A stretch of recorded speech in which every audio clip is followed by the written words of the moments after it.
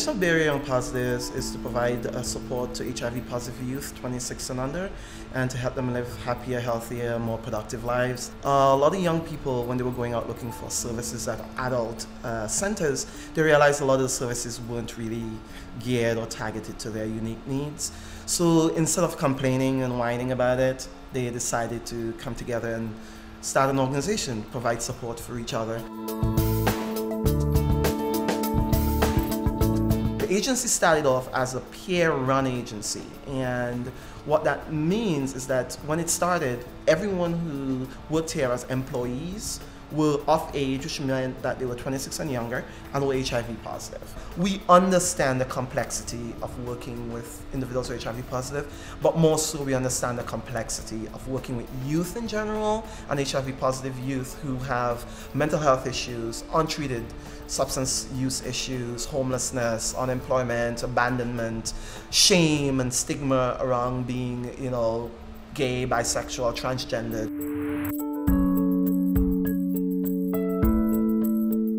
A lot of our members, when they come here, they really see this as a home away from home.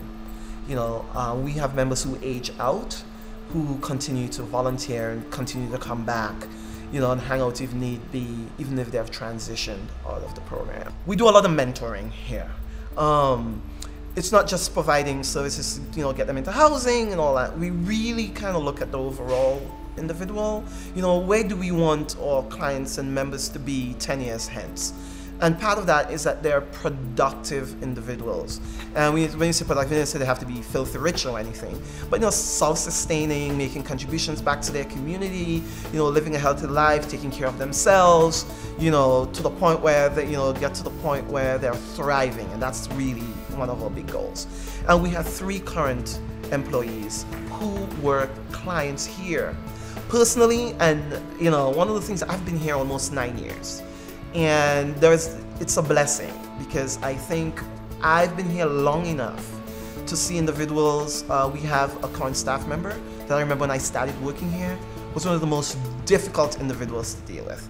I could proudly say that he is one of our most effective staff members, just that he can bring his real life experiences into his work.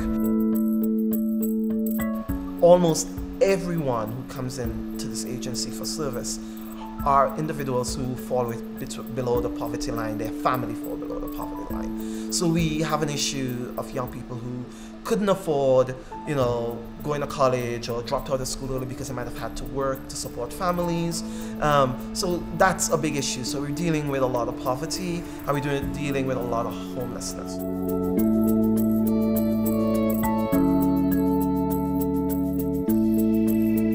So we do a lot of our outreach online so that we kind of put information out there really about testing, knowing your status, talking about what's high risk, low risk sexual act. We also run a high school intern program.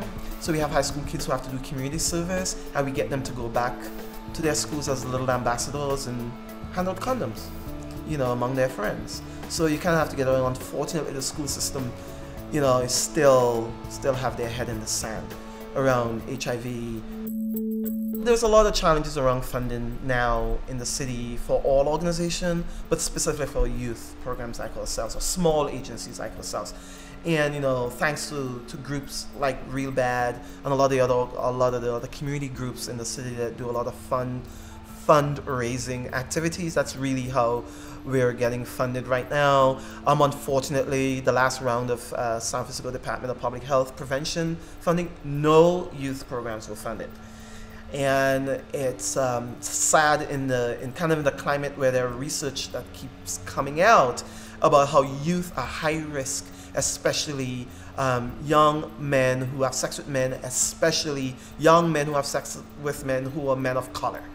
And despite that reality, there's an article in the BR last week about that. The CDC's have research about it. Even the city has pointed out that they're a high-risk group.